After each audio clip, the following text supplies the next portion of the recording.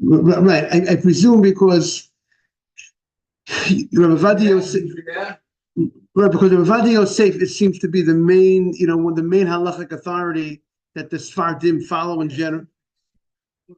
Right. That seems to be, a very, yeah. See all this. I'll show you. A lot of his shelf is full of his books. These different shelves over here.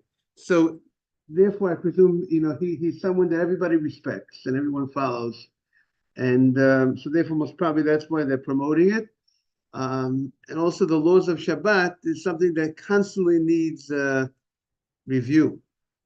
So, so that's you got the wrong volume. What volume you got? Let's see. Volume. You got volume 1. Okay, we're gonna put this away. I left you a big one, David. I left you the big one over there for you. People can't see. No, even for people who can see, it makes it easy, I think.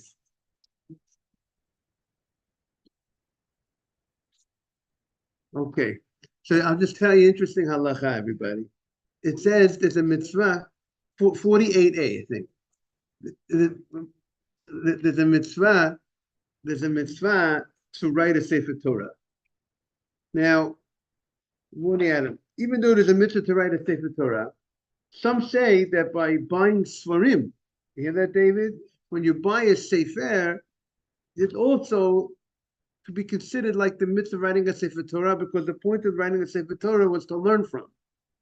And therefore, if we buy Svarim, we buy Jewish books that we're going to learn Torah from, some say that's also fulfillment of the mitzvah of writing a Sefer Torah. But there's a very interesting halacha. What's the halacha? By the way, everyone remembers to say Birkat Torah in the morning? Remind everyone? You have to try to remember to say Birkat Torah, right, in the morning. That's Lasok B'Divrei Torah, V'harevna Shebachabana Mikol Amim.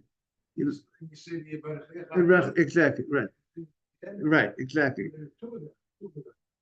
Right, there's two. Some count it as 3 brachot. Al divrei Torah. Some say that's bracha number 1. People say amen. They say harevna Hashem Elokeinu begins the next bracha, and it ends bracha ta Hashem hamlamed Torah lamo Yisrael.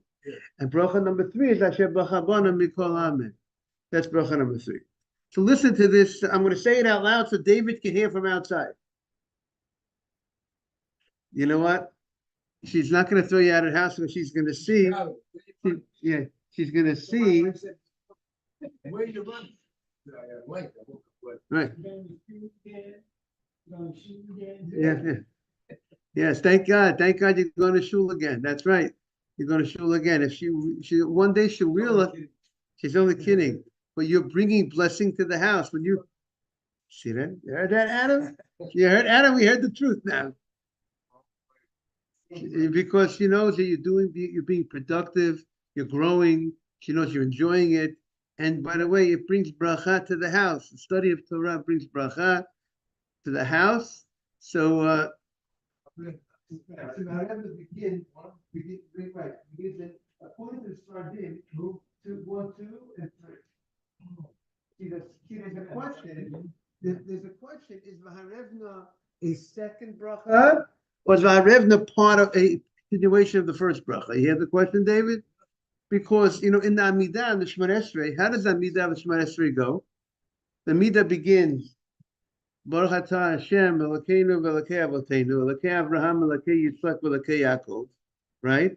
And how did the first bracha of the Amidah end? Baruch atah Hashem, Mogein Avraham. Where does the second bracha begin?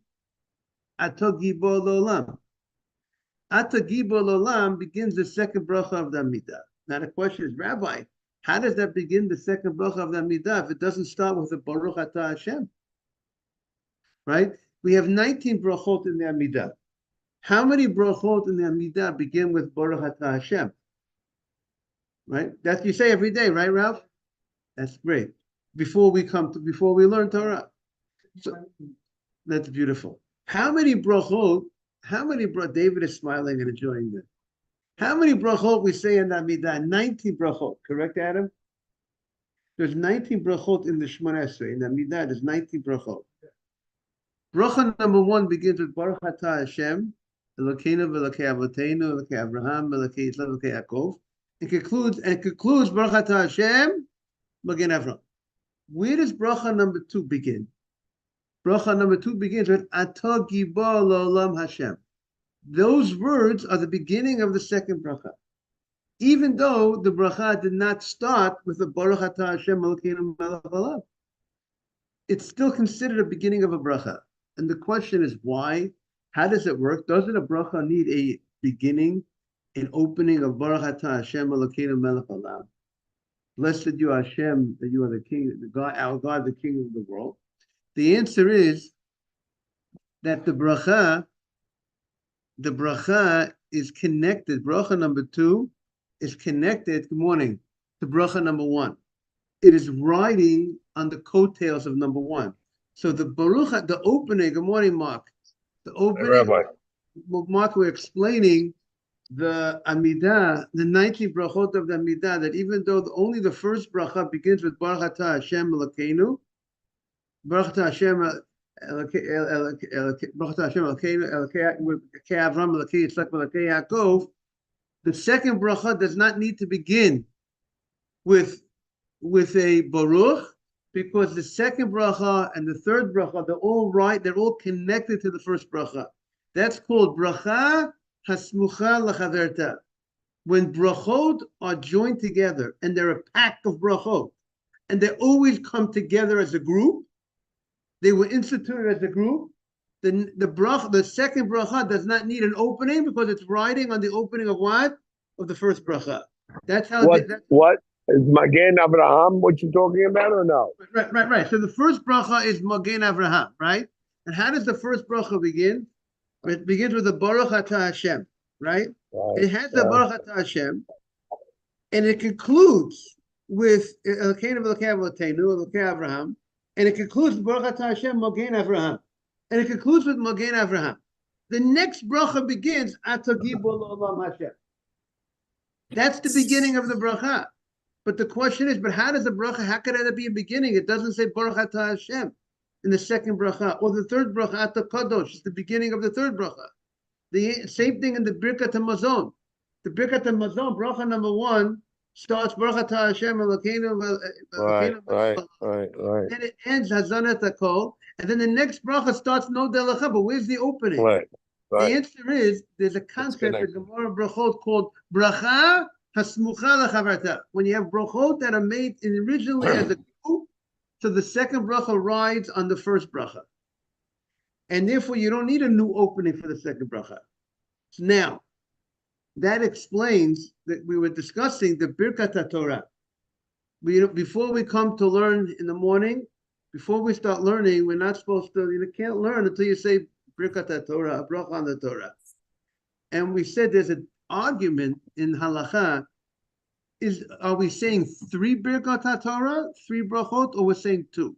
Meaning, bracha number 1 begins, Baruch Atah Hashem Elokeinu Melech Haolam Asher Kiddushanu Mitzvotav V'tzivonu Al Divrei Torah. Then, how does it continue? It continues Harevna. V'harevna. Is V'harevna a new bracha? Or would you answer Amen after Al Divrei Torah? Or you only answer Amen after Hamalamed Torah Lama Yisrael? So that's a matter of dispute in the halacha. I think the Ravad Yosef holds you would answer Amen after Al Divrei Torah, and he holds it's 3 brachot. Bracha number 2 is V'harevna. It's a prayer that Torah should be sweet in the mouths, in our mouths, in the mouths of the Jewish people, and we also pray for our children and our grandchildren, that they should all be connected, knowing God's name, and they should all learn Torah. It's an amazing thing that every day, even before a person is married, he's already praying for his children. He's already praying for his grandchildren. They should be learn Torah at a very high level, and for the right reasons. And then comes the third bracha, Asher Bacha Banu Mikol Hamim. That's the third bracha, according to those opinions. And then after you say the 3 brachot, Then you have Vayidaber Hashem and Moshe Lema, Dabel Aaron Vilbanav. You say Kosavacha Yivrach Hashem Yishmecha. That is the learning. You hear that, David? The brachot precedes the learning, and then we have psukim from the Torah. That is the learning. But just to address Mark, we got into the conversation. When you walk into the shul today, you will notice Chazon Avadia, a Kitzur Shulchan Aruch on the laws of Shabbat, on the table outside for sale regarding the laws of Shabbat. And David was saying, it's Hebrew English, and David was saying that he has a lot of books, a lot of holy books in his house.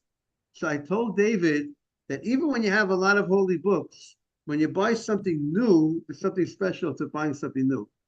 The Sefer Chinuch says there's a mitzvah to write a Sefer. Not so easy to get him to buy something new. He's ready. Mark is laughing. He knows it's not true. You know, Mark is. If he meant that, he meant that he wouldn't be laughing. With love. He loves David. And by the way, David said he wants to buy it. Not only does he want to buy, he wants to buy it for his children. How do you like that, Mark? I want to see him let him buy me one. Okay. Mark, you heard that? Okay. Ralph wants on the deal also.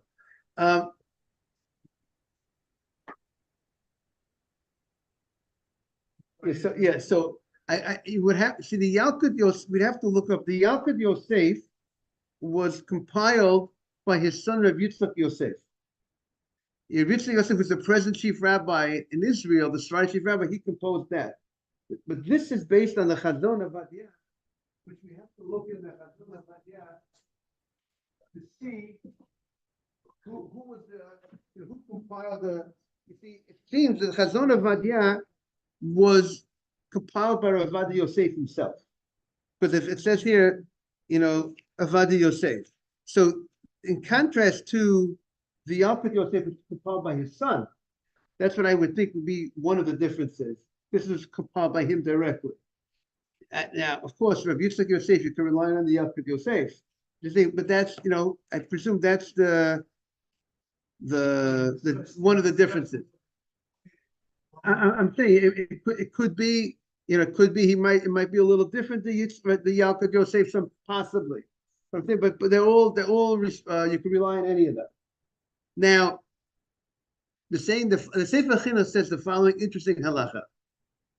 Even every person has a mitzvah to write a Sefer Torah. What happens? A person's father passed away, and a person's father wrote a Sefer Torah. And when the father passed away, the child inherits the Sefer Torah, just like the son inherits the money of the father. He'll inherit the Sfarim, the Sefer Torah of the father. Does the son has a mitzvah to still write his own Sefer Torah? Why? Why do I got to write my own Sefer Torah? I got a Sefer Torah. I got my father passed away. I have his Sefer Torah. Okay, so Ralph says 2 is better than 1. Okay, so the Sefer Chinuch suggests that one idea is because your father's Sefer Torah is not new. And therefore, perhaps, he says, maybe by you writing your own Sefer Torah, and you being maybe involved in the writing of the Sefer Torah, hiring someone to write a Sefer Torah, but more so, he says about getting something, a new Sefer, the new Sefer is more inspiring to you. How do you like that, David? When people look at an old Isn't it that you have to write one, not own one? You don't have to technically, you can hire someone. No, I know that, but it's not about owning it. The mitzvah is not to own one, the mitzvah is to write one. That's a good point. It'd be technically, I think it says if you would buy a Sefer Torah. If I give you a present, I give you a Sefer Torah, you didn't fulfill the obligation to have a Sefer Torah written. It could. That's a good question. I would have to look that up. If someone gives me a Sefer, I would have to look up more details on the law of Sefer Torah. But that's a good question. But the point that the Sefer Chinuch wants to emphasize is that even if you inherited a Sefer Torah from your father, it's not the same to write your own new one.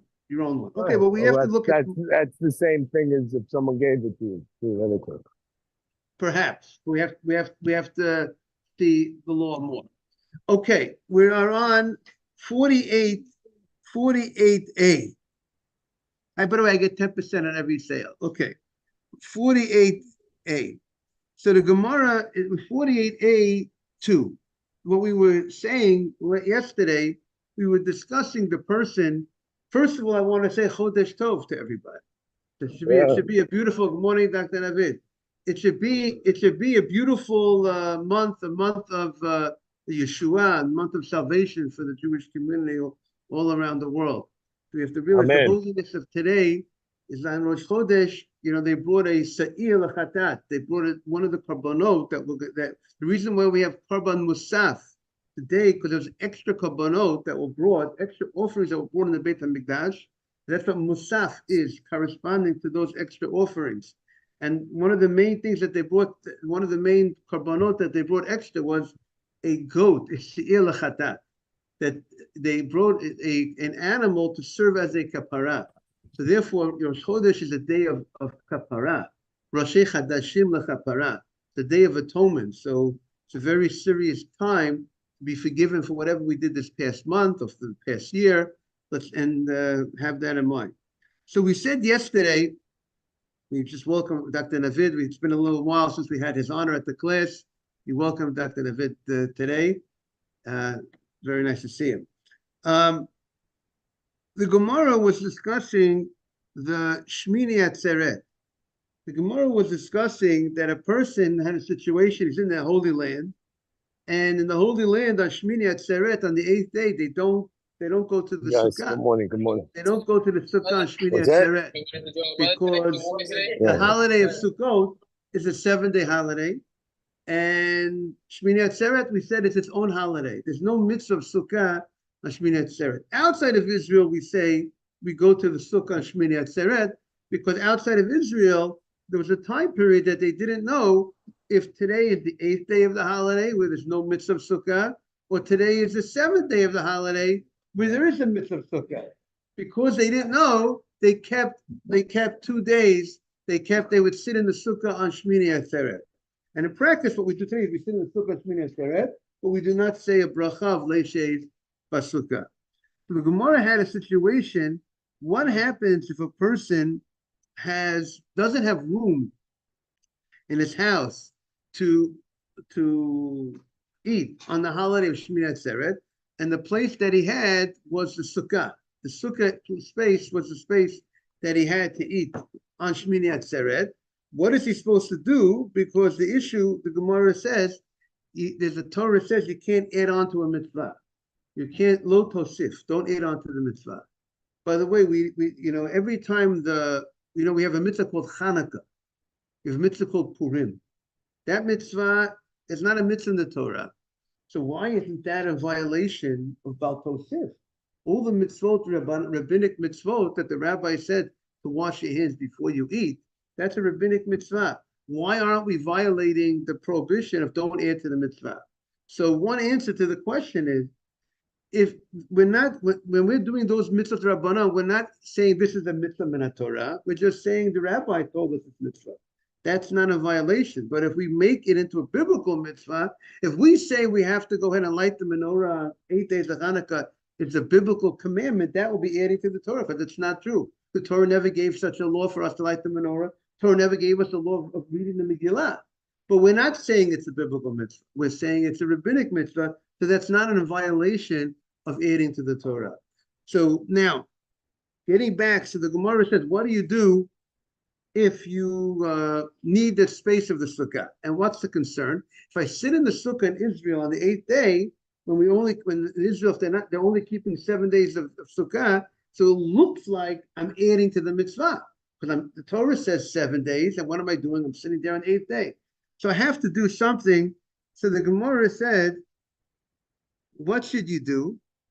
So the Gemara said, you should go ahead and one opinion is you remove some of the schach.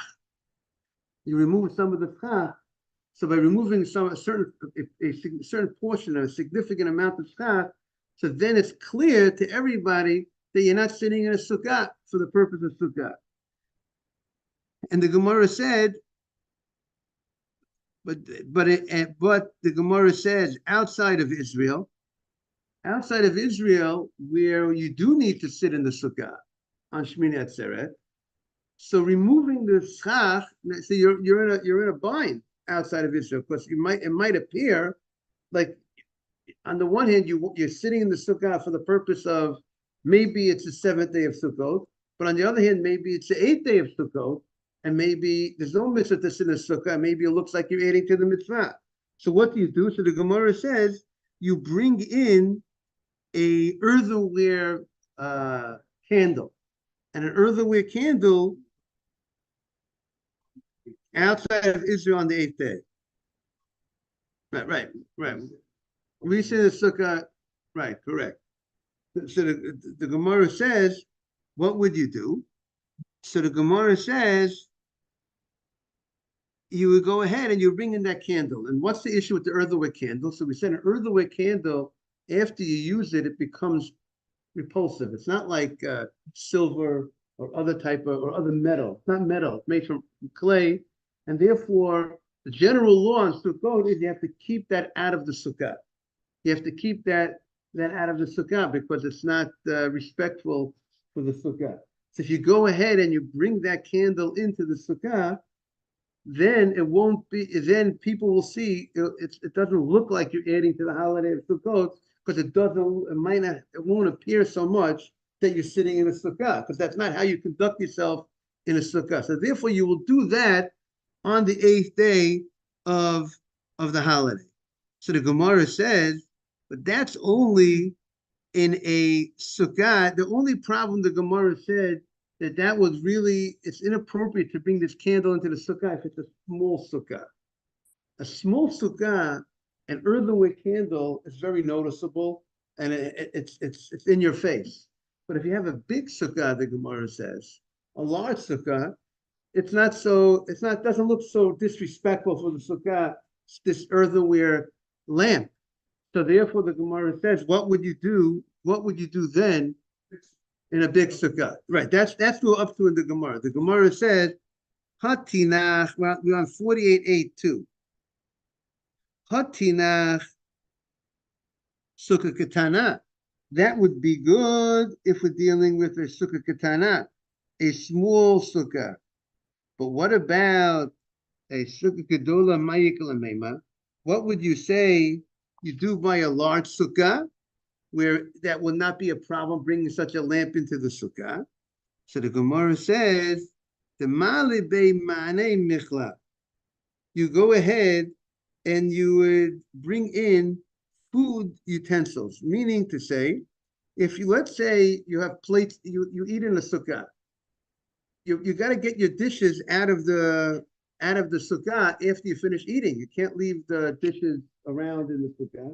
That's not respectful of the sukkah.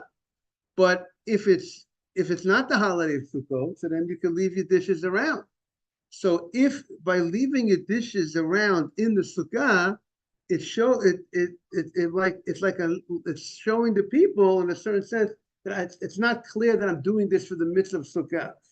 Because that's not what you would do on Sukkot. So therefore, it doesn't have the appearance of sukkah. So therefore, it doesn't look like you're adding on to the mitzvah. Say it again. That's instead of removing schach. Right.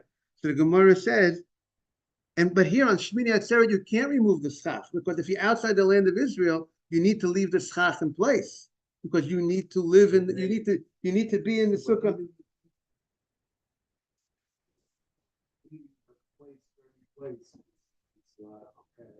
But it's not going to ruin the sukkah. Meaning, if I remove the schach, again. But on the other hand, I need to do this in order not to violate the appearance of adding on to the mitzvah of sukkah. Because if it's outside of Israel, if it is Sukkot, and it is the eighth day, you should be treated right, but you shouldn't bring a candle, you shouldn't open the schach. Right. So open, right. So to open the schach, we definitely can't. The answer is like this: if you remove the schach of a sukkah, it's possible. So you can't. And the fact outside of Israel, you got to sit in that sukkah on the eighth day. You can't remove the schach, but on the other hand, you know what? You want to fulfill the possibility that you're doing the mitzvah of sukkah. But you also have to be careful that you're not showing that you're adding to the mitzvah. Because maybe it's day 8 and there's no mitzvah at all. So you want to be strict on one end, but you're going to be lenient on you might be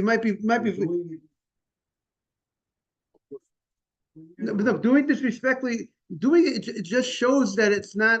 It just shows you it's not open that I am adding to the mitzvah.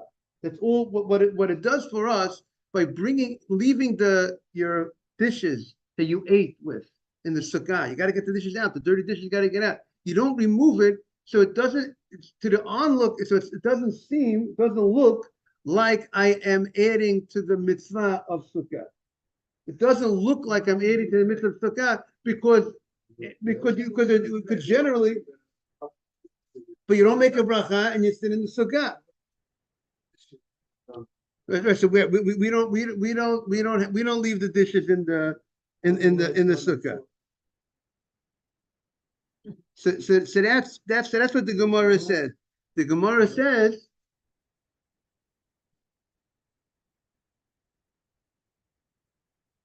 Yeah, punishing disrespect, like making a beracha on your apple, taking a bite and spitting it out.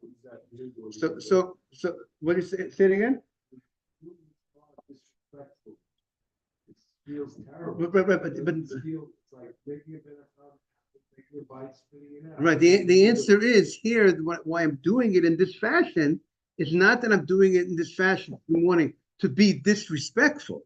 I'm specifically doing it in this fashion in order not to look like I'm adding to the mitzvah of sukkah. That's why I'm doing it. You're right. Right. So, by the way, the way we explain the Gemara, I think Mark is going to be very happy that there's other opinions how to explain our Gemara. So I presented the way Rashi explains our Gemara. So you look at the commentary that it says over here, Rashi understands that the bringing of the candle into the sukkah was supposed to permit the people outside of Israel to sit in the sukkah on day 8. That was the point of bringing in it. Even though the people outside of Israel sit in the sukkah because of doubt, they weren't sure if day 7 or not, but they need to make some sort of recognition that it shouldn't appear that I'm adding to the mitzvah, right? The way I explained it, because it's two sides to the coin. However, many contemporaries of Rashi disagree. And they're going to go with where Mark was coming from. And they say, once you need to sit in the sukkah Shmini Atzeret because of the doubt, you don't need to do anything to make it appear that maybe, to bring in the candle on day 8. You would not need to bring in the candle on day 8. However, when we say that you need to bring in the candle on the case is day 9. If let's say day 9, Simchat, we call Simchat Torah. Simchat Torah, I don't have any place in the house for the meal. I'm inviting everybody, the whole community over to my house. And you know what space I got? I got a big sukkah. Now what do I do? Now, I can't remove the schach on Simchat Torah because that's take apart a building. You can't take apart a building on the holiday. I used the sukkah on Shmini Atzeret. I had the whole community came over, the whole Syrian community. We're in Aleppo. Everybody came on Shmini Atzeret to the sukkah, right? And now I'm stuck into a Simchat Torah in Aleppo. I want to have the community again, and I have no room in my house. So what do? I can't take off the schach. So that's where I go ahead. I bring in the candle. That only helps on a small sukkah. A big sukkah, what do? We'll leave the plates in the sukkah. So then everybody sees we're not adding to the mitzvah. Then it's clear to everybody that we're not adding to the mitzvah of sukkah. Because if this would be the holiday of Sukkot, what are you leaving the plates that you just ate in the sukkah? You got to get them out. It's not respectful to the sukkah. The fact that you're leaving in the sukkah on Simchat Torah, after you ate at night, the night of Simchat Torah you ate. Exactly. That would be another way to do in Israel on the 8th day. Exactly. You would leave if you're gonna go. No, but in Israel you could get rid of the schach at a certain point because you don't need the sukkah on eighth day. Maybe right before sunset. No, but no. On Hoshana Rabbah, right before sunset. Let's say maybe. The seventh day Hoshana Rabbah is Chalamoid. So Chalamoid, I can remove the schach in Israel. There's no, and then I'll remove the schach and I go sit. It's a big sukkah. I'll remove the schach and let's say I'm no longer sitting in the sukkah. It's right before sunset. I go sit in the sukkah. Shmini Atzeret. It's no longer a sukkah. I removed a certain amount of schach, but I can't remove. I would say at a certain point, I would say as close to the holiday as possible, because remember, you have a mitzvah to be in the sukkah the whole day of the seventh day.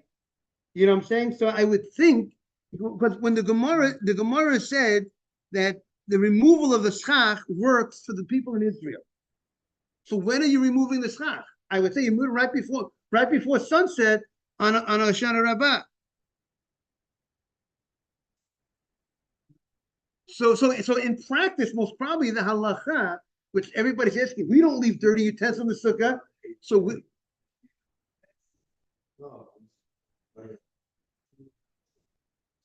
you should say Shmini Atzeret, no bracha, but you don't. So you can't sit in the sukkah. If you want to use your sukkah on Simchat Torah, you got to do something to that sukkah to make it clear. Eighth, right? Eighth, we don't have to do anything. We don't bring it. We sit in it. We leave everything. We don't leave it with dirty dishes in the sukkah. But there are some people. By the way, there's some people that, like I said yesterday at the end of the shir, some Hasidic community, or there are different customs. Some people might not eat the regular normal meal on Shmini Atzeret in the sukkah. The law says you're supposed to. That's what the Gemara says. But there are certain communities that on Shmini Atzeret, they make kiddush in the sukkah, they have some cake, and they go home. What is that all about? Right? Ralph is saying, what's going on, Rabbi? The answer is what's going on is because the Aruch HaShulchan explains, because the communities, let's say in Russia, are very cold climates in Russia. You can imagine what a sukkah looks like in Russia. If you go ahead and you eat a regular on Shmini Atzeret, if you go to the sukkah on Shmini Atzeret in Russia and you eat the regular normal meal, it really looks to everybody that you're really keeping the mitzvah of sukkah, because why else would you be there in such a cold climate? If you just eat a little bit in the sukkah, so it doesn't have the appearance of adding to the mitzvah. So some are concerned with this idea that maybe that it really has that appearance, even they're afraid that it really looks like you're adding to the mitzvah by being in the sukkah under such cold climate, and therefore they're afraid of that. They have that concern. Maybe they're learning like Rashi a little bit, that he was worried about the eighth day. Rashi's worried you have to be careful outside of Israel. How do you make the sukkah look like on the eighth day? You shouldn't make it look like you're adding to the mitzvah, even though you're doing it out of doubt. But say it again. Put a sign. Put a sign. Because on the other hand, you are there for the purpose. Now, you're right. On Simchat Torah, you should be able to, maybe you should put up that sign. But you know what? And not everyone. But maybe not everyone sees, again, on Simchat Torah, not everyone sees the sign. But let's say you put up a big sign in front of the sukkah on Simchat Torah, that should also be very good for Simchat Torah. But what do you do for Shmini Atzeret when you're actually sitting in the, what? Again, maybe you're not stapling it in. Maybe just somehow, but yeah, somehow you lean it somehow in such fashion. Maybe that would be a good idea for Simchat Torah in Aleppo. You want to go ahead and what do you say? For Shmini Atzeret, the fact that you're still going to the sukkah for the possibility that it was the holiday of Sukkot. So maybe it wouldn't be appropriate to put up a sign and say it's not the holiday of Sukkot. I'm saying in Israel, you're right. In Israel, maybe you'd be correct. In Israel, maybe putting up the sign,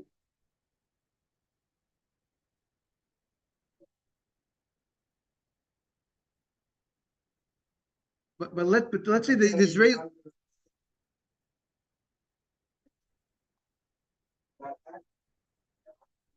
Right, right. So if you're in Syria, you understand on the eighth day, you might not put up a sign, and it's not the holiday of Sukkot because you're there because there was a time that there was a possibility that this was the holiday of Sukkot. That's why.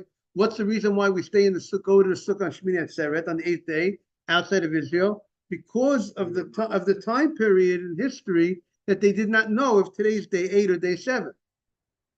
So in our days, we would not, it wouldn't be appropriate to say, put up a sign, it's not Sukkot, because the reason why we're there is because there was a doubt whether today is day 7 or day 8. Even though we know even though we still keep the old custom, that there was a time period that they went to the Sukkah when they had a doubt, so therefore we go ahead and we continue that.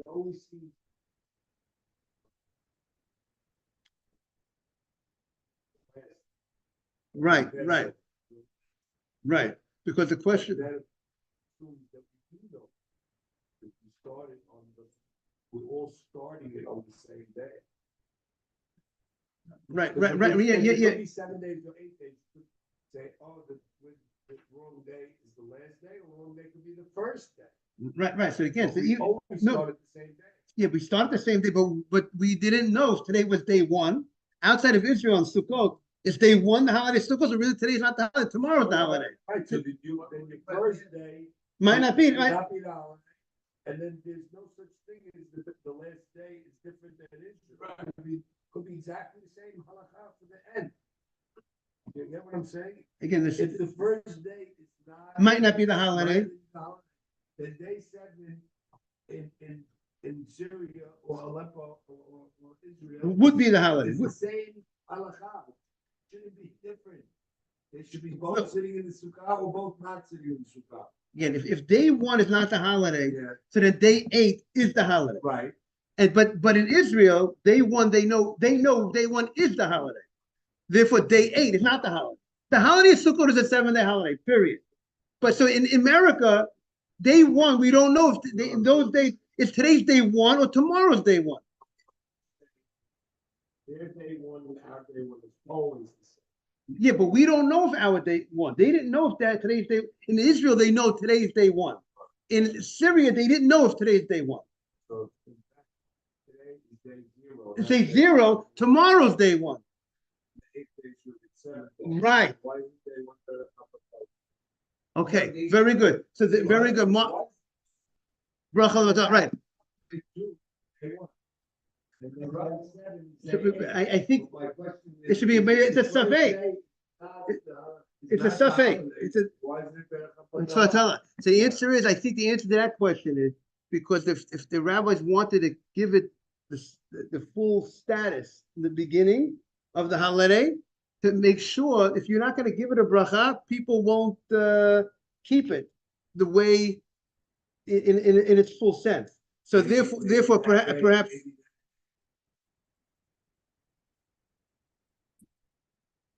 You say because maybe why worry about Tosif? Why worry about adding on to the holiday? Okay, let's think about it. It's already time to pray. Let's think about Mark's question. Tomorrow maybe we'll have to come up with some think more about it. Have a great day, everybody. Chodesh Tov, everybody.